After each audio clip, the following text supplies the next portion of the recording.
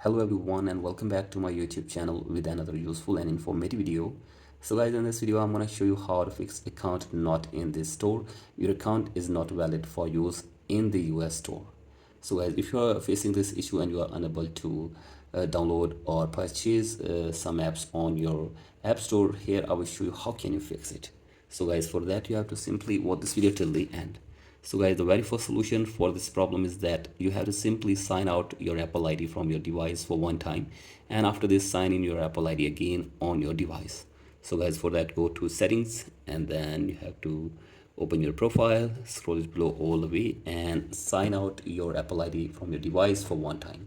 So guys, do this, and after this sign in your Apple ID again on your device.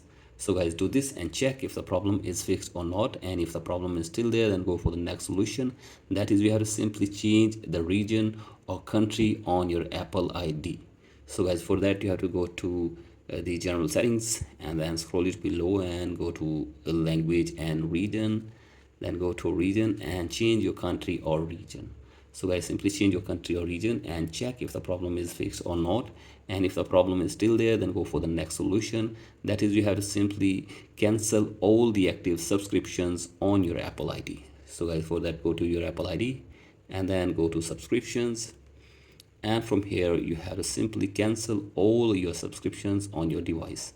So guys, do this and check if the problem is fixed or not, and if the problem is still there, then go for the next solution. That is, you have to make sure that there is no connected VPN on your device. So guys, for that you have to simply go to general, then scroll it below and go to VPN and device management and make sure that there is no connected VPN.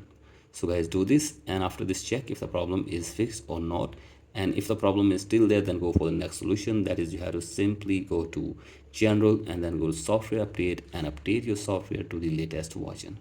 So guys, simply update it, and after this restart your device and check if the problem is fixed or not. And if the problem is still there, then you have to go to support app, and from here you can get any kind of help regarding this issue from the Apple team.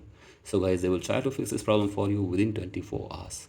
So guys, that's it for today's video. Hope this video helps you. Please like and subscribe to my YouTube channel as well. Thank you.